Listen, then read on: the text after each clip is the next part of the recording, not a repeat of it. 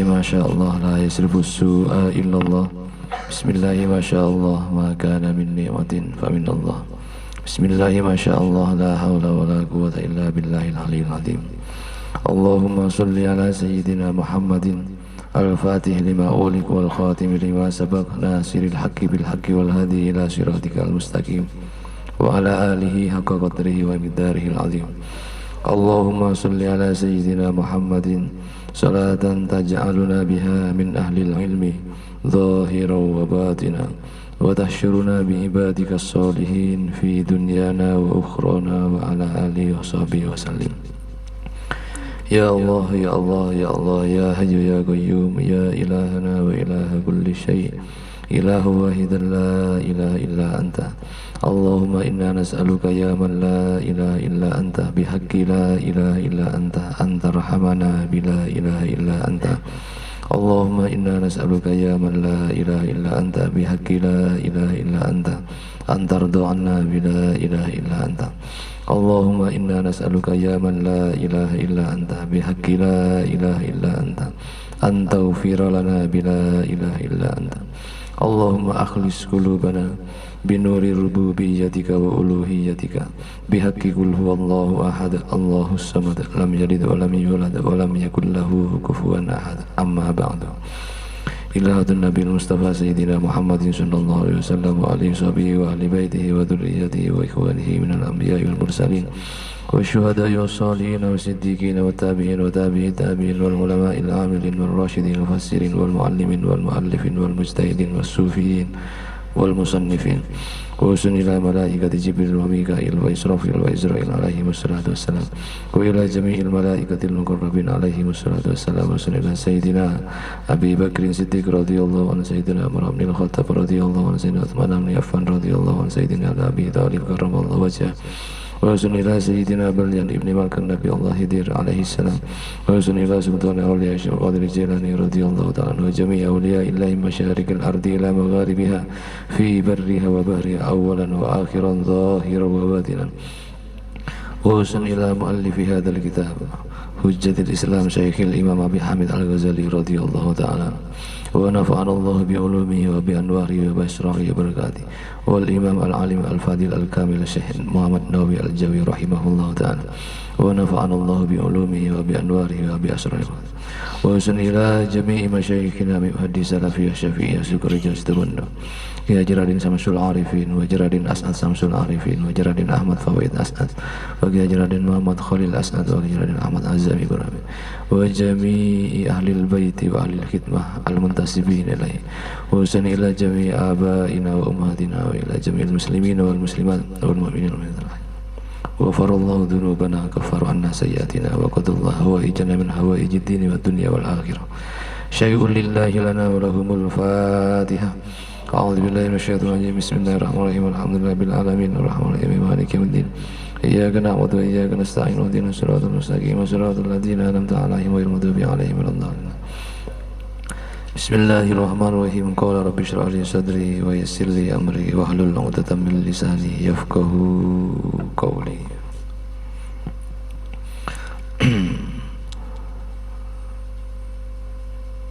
Lanjutan dari bahasan sebelumnya ya. Bismillahirrahmanirrahim. Adabut tayammumi ay hadza adabut tayammum. Adabut tayammumi, adapun ini adalah adab tentang tayammum, tentang adabnya tayammum gitu ya. Adab atau etika ya, etikanya tayammum atau tata caranya tayammum. Tayamum ini merupakan salah satu cara alternatif untuk bersesuci ya, baik dari hadas kecil maupun hadas besar dalam kondisi atau situasi tertentu. Fa'in ajasta maka jika tidak bisa siapa engkau atau tidak mampu siapa engkau an istiqmalil ma'i dari menggunakan air, tidak mempunyai air itu kenapa? Lifaqdihi karena tidak adanya air, ba'dat tolabi setelah mencari. Jadi syaratnya harus mencari dulu baru bisa tayamum. Setelah kalau belum mencari itu nggak bisa. Jadi mencari dulu, kalau nggak ada air yang dicari baru boleh bertayamum. Jadi ba'dat tolabi, setelah mencari. Auli udrin, ini alasan tidak bisa menggunakan air juga ya. Auli udrin, atau karena udur. Udurnya itu berupa apa? Mimmarodin, berupa sakit. Misalnya terkena penyakit demam yang tinggi sehingga dia tidak bisa menggunakan air, maka dalam situasi seperti itu bisa bertayamum. Auli maniin, karena atau karena ada penghalang. Minal wusuli, dari sampai ilaihi, ke air itu. Di satu tempat itu ada air misalnya ada sebuah sumber atau sumur di satu tempat, cuman untuk menuju ke tempat air itu ada penghalangnya, ada sesuatu yang menghalangi. Berupa apa? Min sabuin, berupa binatang buas. Au habsin, atau penyanderaan, atau kalau sekarang ya pembegalan ya. Artinya khawatir kalau misalnya seseorang menuju ke tempat air itu, khawatir di situ rawan ada pembegalan atau perampokan ya. Atau di daerah sumur itu ada sering muncul misalnya binatang buas. Kalau jerengkong mungkin nggak masuk ya, nggak masuk sabuk ya. Artinya masih bisa dilawan ya. Nggak bisa menjadi alasan, bukan termasuk mani ya. Bukan termasuk mani atau penghalang. Tapi kemungkinan bisa juga kalau misalnya orang itu fobia dengan makhluk halus misalnya. Artinya kalau melihat pocong misalnya dia bisa pingsan atau bisa gila, maka juga bisa menjadi mani, sehingga dia tidak perlu datang menuju tempat air itu. Jadi intinya yang disebut mani ini sesuatu yang bisa menjadi penghalang bagi seseorang untuk bisa sampai ke tempat air itu. Itu bisa disebut mani. Kalau seperti Ustadz Bagas ya bukan mani kan, karena tidak termasuk sabuk binatang buas kan ya.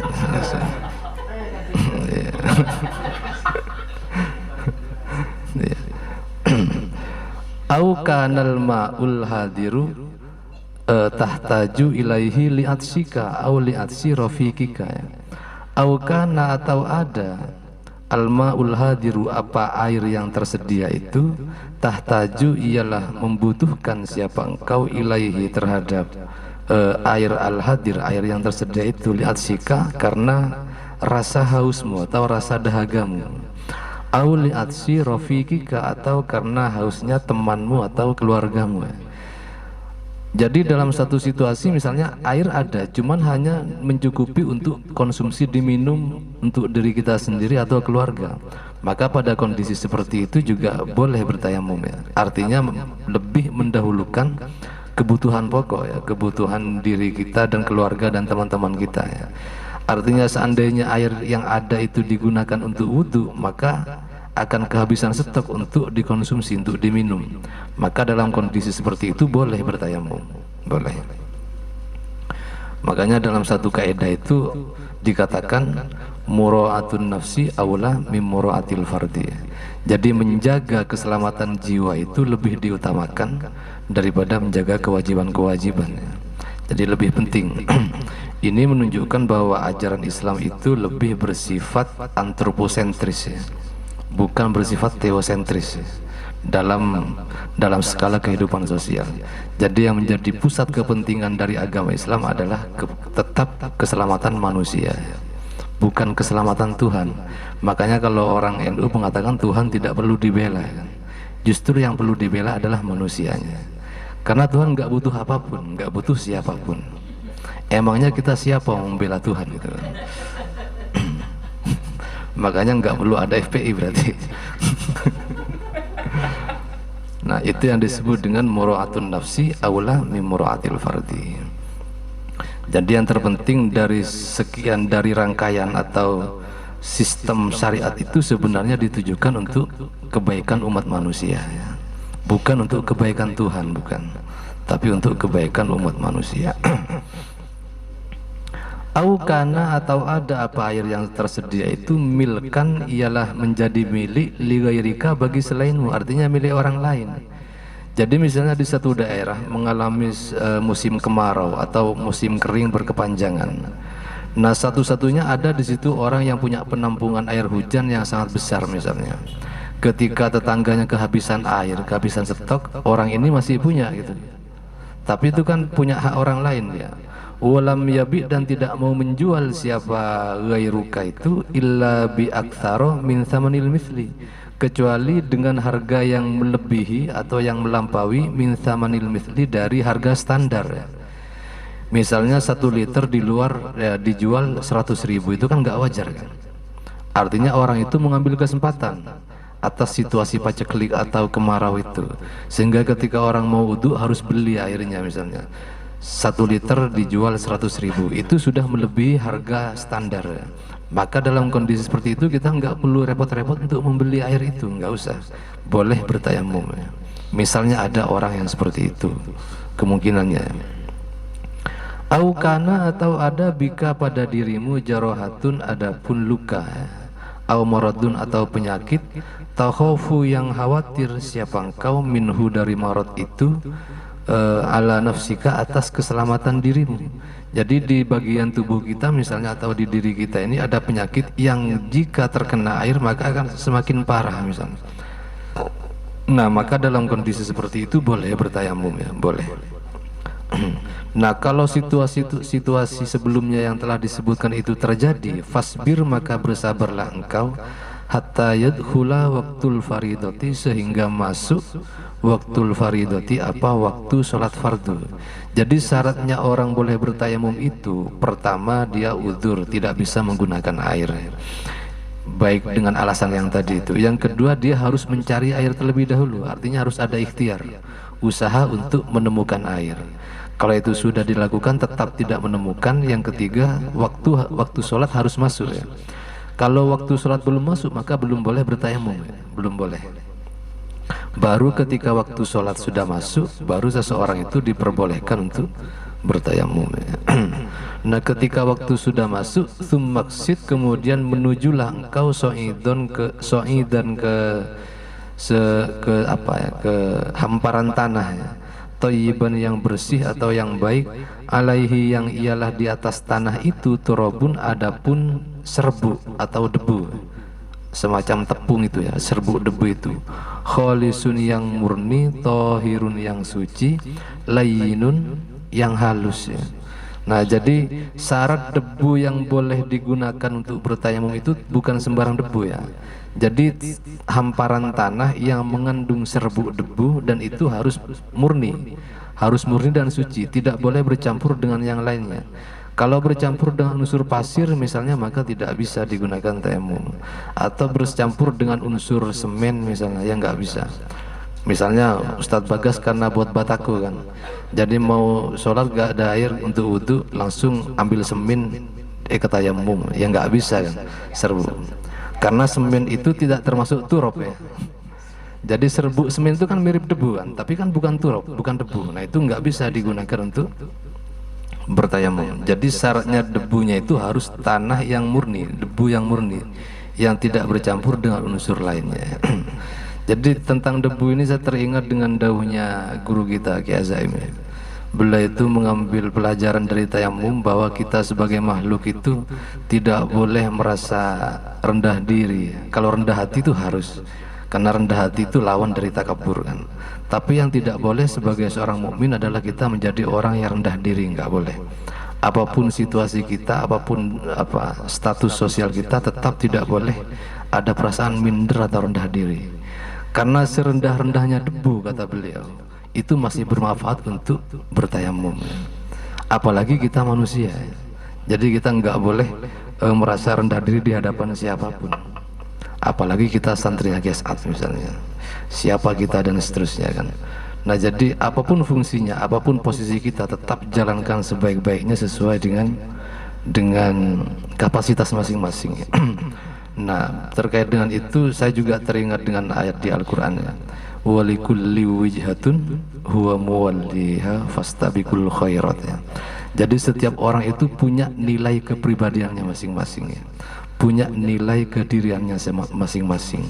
Nah, tugas dari setiap pribadi itu adalah memberikan apa yang bisa dia lakukan untuk kemanfaatan orang lain ya. Yang menjadi petani silahkan memberikan manfaat lewat pertaniannya. Yang menjadi tukang bataku silahkan memberikan manfaat lewat produksi batakunya misalnya. Yang menjadi belukar tanah ya silahkan memberikan manfaat lewat aktivitas belukarnya. Intinya manfaat kan. Tidak harus menjadi apa, tidak. Intinya kata Rasulullah, khairun nas anfa'hum linnas. Nah, sebagaimana dengan debu ini. Debu ini identik dengan sesuatu yang diremehkan kan. Identik dengan sesuatu yang tidak bernilai. Siapa orang yang mau membeli debu kan? Tapi ketika pada waktu tertentu dia ternyata cukup berguna, bahkan sangat dibutuhkan untuk bersesuci lewat mekanisme tayamum ini. Makanya kita dilarang untuk meremehkan atau merendahkan orang lain, itu dilarang. Nggak boleh, karena setiap orang sudah punya nilainya masing-masing, punya kapasitasnya masing-masing. Nah, itu hikmah yang bisa kita ambil dari syariat tayamum. Ternyata debu pun masih bernilai di sisi Allah, apalagi kita manusia sebagai anak cucu Adam ya. Semoga ini bermanfaat. Wallahu a'lam bishawab. Al-Fatihah.